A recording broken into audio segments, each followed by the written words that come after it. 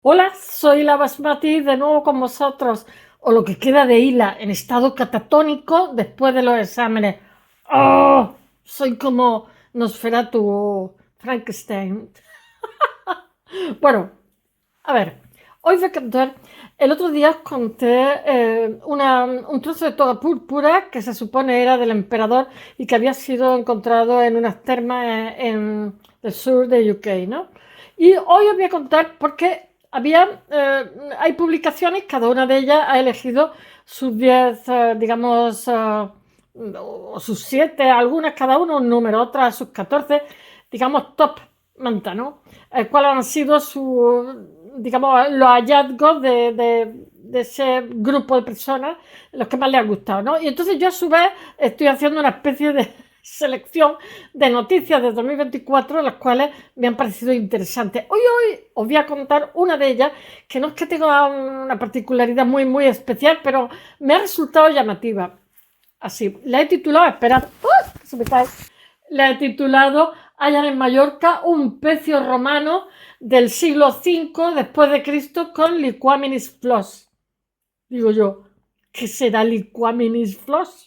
Porque yo de cocina romana solamente conozco el garum, pero por lo visto que realmente no era una fermentación, aunque pueda parecer el sonido se puede asociar. Bueno, entonces digamos, dentro era como nuestra ketchup o salsa de soja, nada más que más rico porque era más proteínico, por decirlo de alguna forma, ¿no? Entonces se hacían unas gachas desde el legionario del ejército hasta el señorito en el triclino, ahí en su juerga decadente, se hacían sus pócimas, se echaba el potinguillo. Entonces, claro, era demandadísimo. Seguramente, y por supuesto, Hispania exportábamos, y donde yo vivo, donde yo vivo y Cádiz, bueno, quizás entre Cartagena y Cádiz, había más sitios, digamos, de origen, empresas, ¿no? Pues había muchísimos Portus Magnum, mi ciudad una de ellas, ¿no? Orán creo que era otro, ¿no? Y eran factorías que yo creo que habían sido previamente factorías fenicias y factorías griegas. Esto, o sea, el Garuno, aunque fuera, digamos, los romanos lo hicieron famoso porque lo demandaron mucho y porque estuvieron bastante tiempo, fue una potencia que estuvo bastante tiempo, seguramente se pierde en la noche de los tiempos, ¿no? Vete a saber quién es el inventor del Garún. Seguramente, yo que sé, serían los micénicos, ¿qué digo yo? Los cretenses, minoicos, no sé, cretenses más bien. Y, en fin, no vamos a entrar ahí. Pero me ha llamado lo de el liquamini floss, es que me ha encantado el nombrecillo. Entonces me he puesto así a investigar un poco. La inteligencia artificial decía que no quería, no tenía ni idea lo que era. La pobrecilla al ingeniero, pues eso no ha llegado a ese capítulo, ¿no? Y entonces, pues he estado viendo que de alguna forma, digamos, las clasificaciones que se hacen, se vuelve a fabricar industrialmente el garún y es delicioso, ¿no? Me gustaría comprarlo porque viene en unos botecitos y se lo puede echar lo que quiera. Además está bien, está rico porque he oído un comentarista, digamos, culinario que hace un programa solamente hablando del garum y dice que lo va a probar y se lo va a llevar un bote y ha ido a un restaurante para echarlo, etcétera. Bueno, bueno, pues había el garum de atún, que era lo más, la modesta muria, que era de pequeños peces, como por ejemplo los boquerones, y eran como productos. Después había un producto intermedio que era el Alec y el Liquamen, del cual os voy a. Dentro de lo que son la gama de precios, o sea, el más caro era el del atún, que era más grande, el más barato era el de los peces chiquititos, boquerones y tal, y después estaba el intermedio, que es del que os voy a hablar. Porque resulta que esta noticia es de mayo, abril-mayo del año pasado, pero realmente no es una noticia de abril-mayo del año pasado, sino es un pecio que se encontraron en una playa súper turística de Mallorca y que se pusieron a investigar, y que todavía siguen investigando y que van a investigar mucho más, y de que eso quiero hablaros.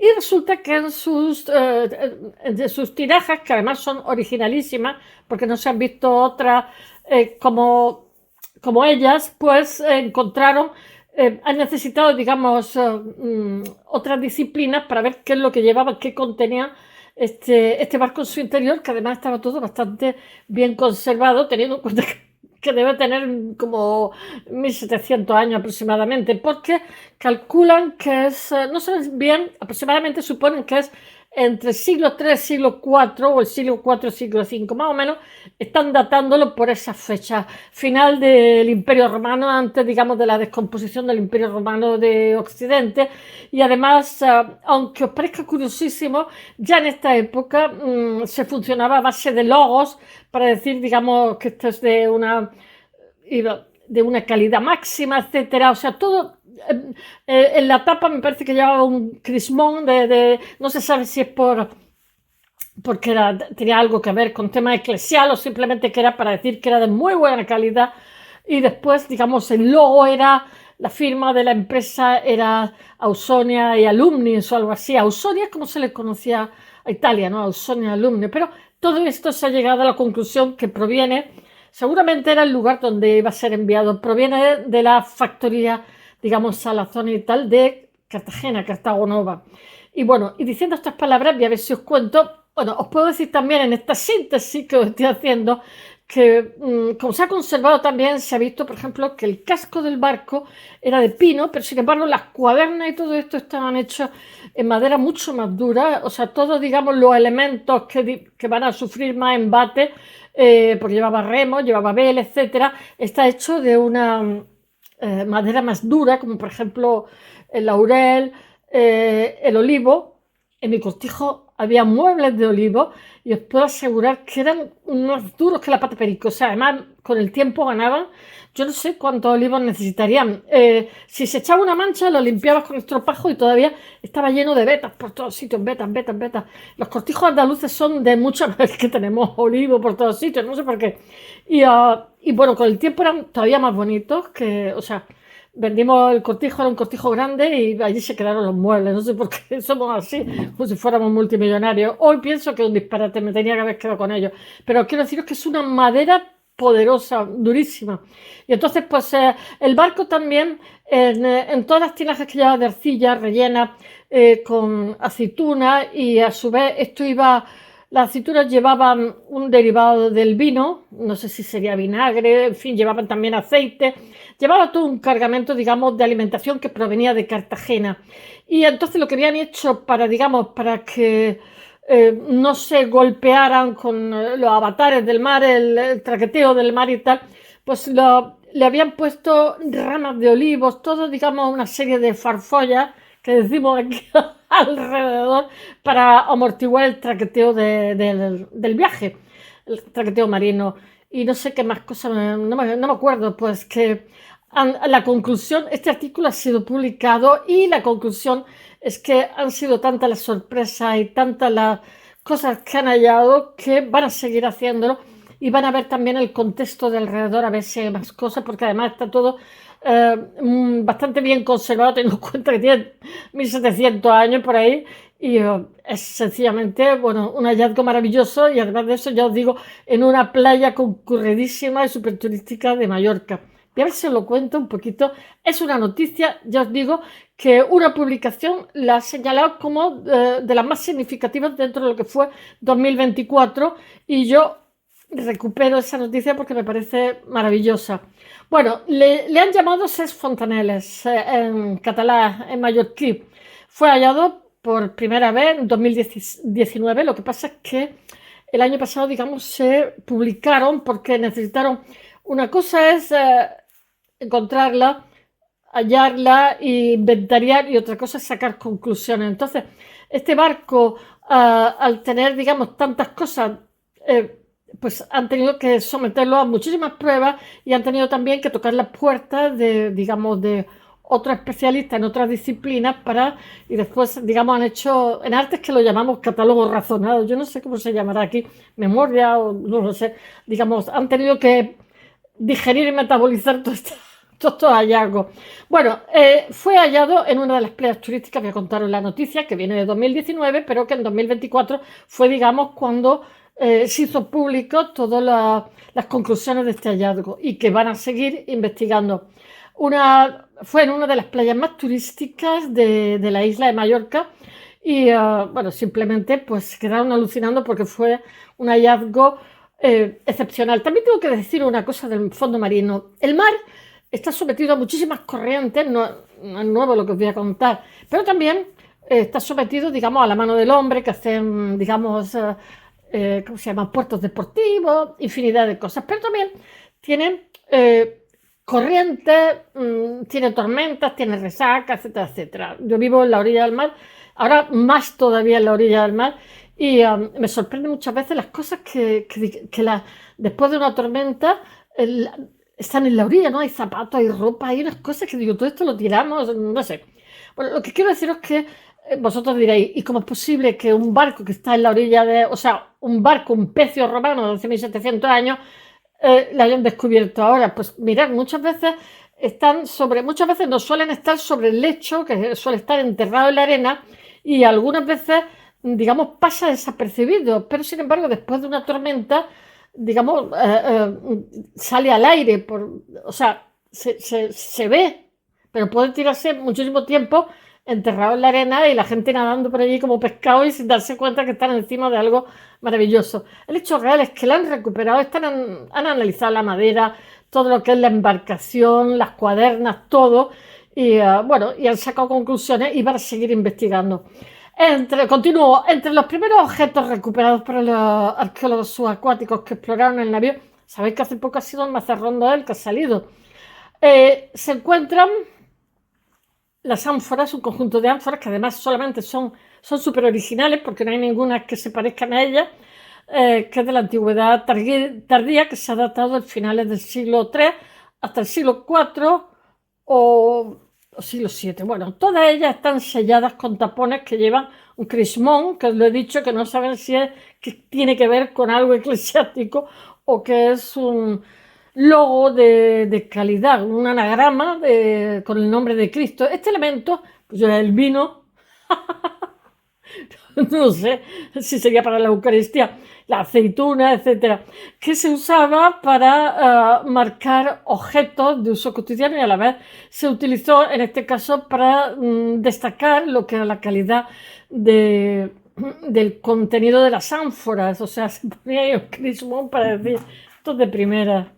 Estoy subiendo una pierna que me estoy cayendo. O para indicar que estas ánforas estaban bajo el control de alguna autoridad eclesial. A saber, porque han sido siempre muy controladores y continúan. Bueno, esto fue descubierto en 2019 en Mallorca, como os he dicho, y este pecio romano lo que pasa es que ha mostrado unos secretos que han sido totalmente inesperados, lo cual es una maravilla, que estaban grabados en el ánfora que transportaba en sus bodegas, que había unas marcas denominadas que ponían tituli picti, que han permitido conocer desde el contenido hasta el nombre del fabricante.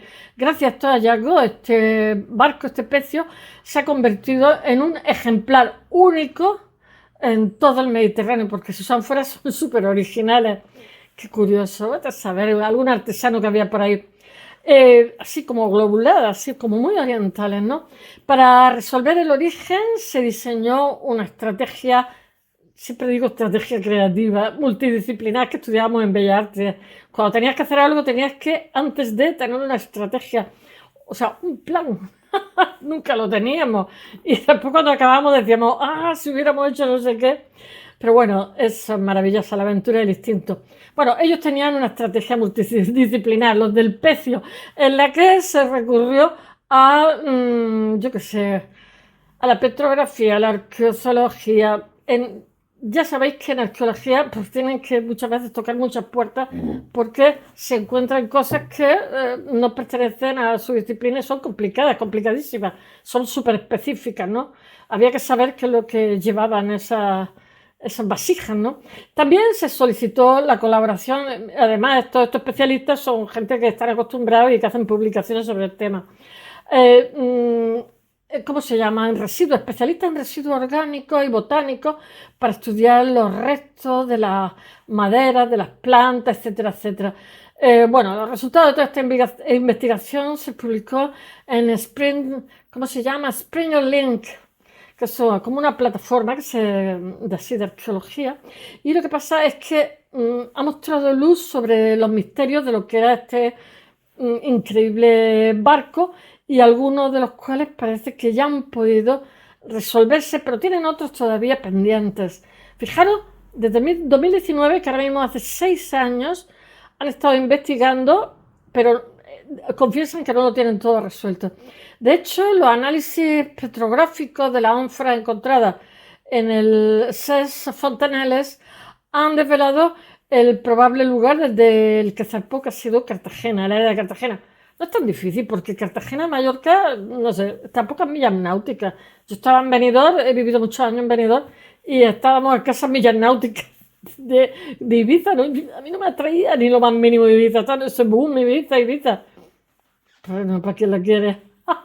Vivía en la playa, o sea, ahí sí que estaba dentro de la playa mi casa. Bueno, entonces más playa no, me iba siempre a, yo qué sé, los Ancares, me iba a otra cosa totalmente diferente, porque estaba saturada de playa, 12 meses al año ahí. ¡Oh!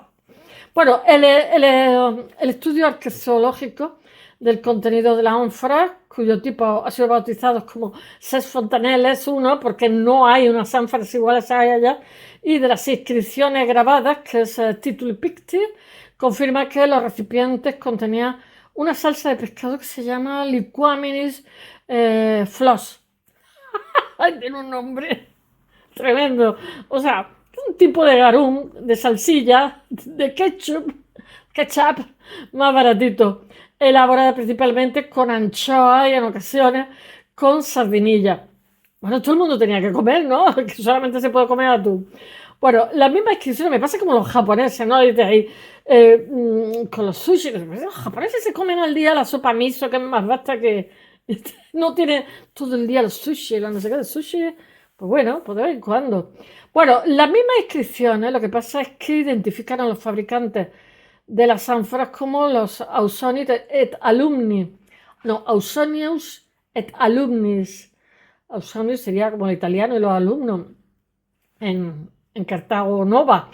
Y revelan que el cargamento lo que pasa es que también incluía aceite de oliva, aceituna, llevaba un montón de cosas, un montón de ánforas cargadas que estaban conservadas en una sustancia que era derivada de la uva. Pues sería vinagre, digo yo, ¿no?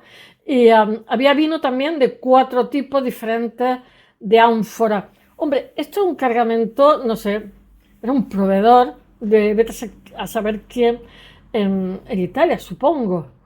El estudio inicial de los materiales, lo que pasa, recuperados del pecio, de las primeras excavaciones, lo que pasa es que hizo que se clasificaran estos materiales, los hallazgos cerámicos, sobre todo ánforas, y plantean algunas preguntas claves sobre el origen y el contenido de la carga.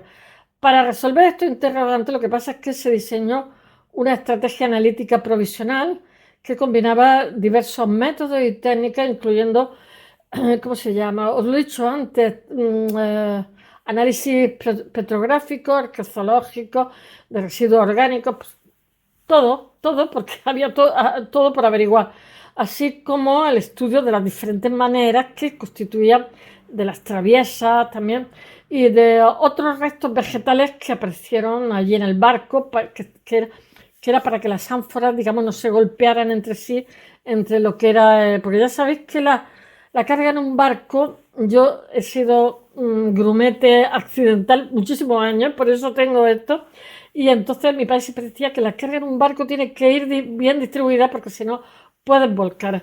Obviamente el centro de gravedad, cuanto más cargada va, más los bajas, pero ante una tormenta eso se inestabiliza y como no esté bien distribuida, puede pasar de todo.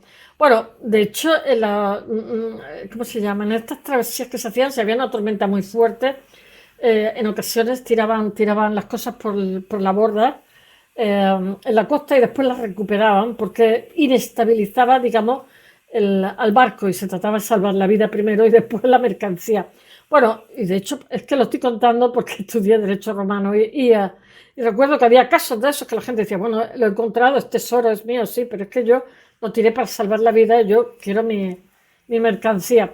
Bueno, el estudio arqueológico lo que pasa es que revela que la salsa de pescado que transportaban en la ánfora era el ánfora del Sex Fontaneles 1, era un nuevo, que es un nuevo tipo de ánfora, como os he dicho, solo encontrado hasta ahora en ese pecio, pues lo identificaron como Liquaminis flos, que es un tipo de carón, de alguna forma, ¿no?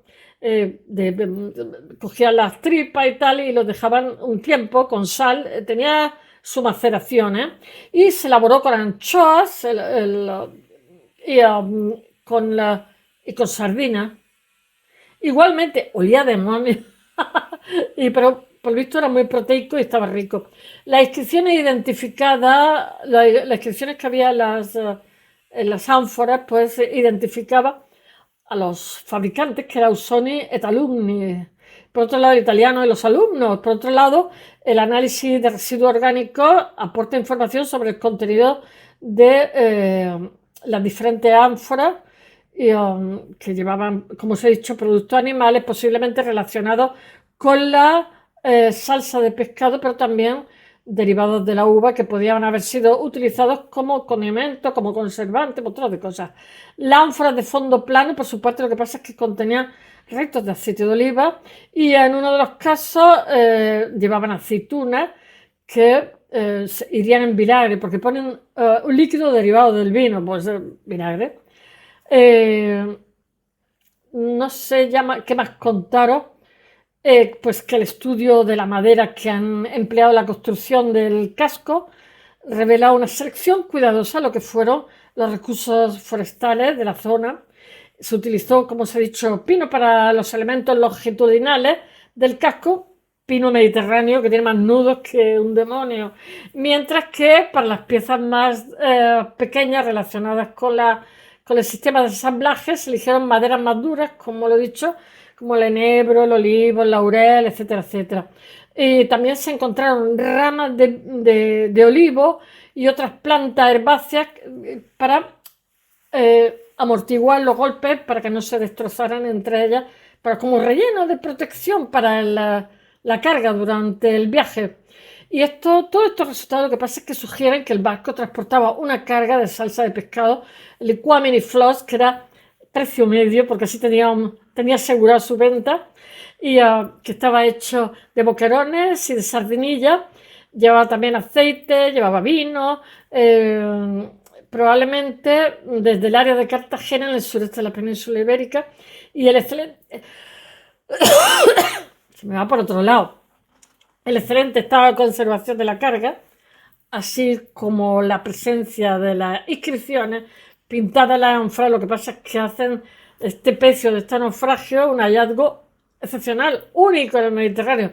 Bueno, es que necesitan patrocinadores. Yo sí también lo pienso, que se ha conservado muy bien, que aporta muchísima información sobre lo que era la actividad comercial dinámica en la antigüedad tardía. Y este primer análisis lo que pasa es que ha sentado las bases para futuras investigaciones más exhaustivas que incluirán escarbar totalmente el sitio a ver si encuentran más cosas, y el estudio detallado de la arquitectura naval, la carga y la aplicación de un enfoque multianalítico, multidisciplinar más bien, muchísimo más amplio. Espero que os haya gustado esta mañana. Bye.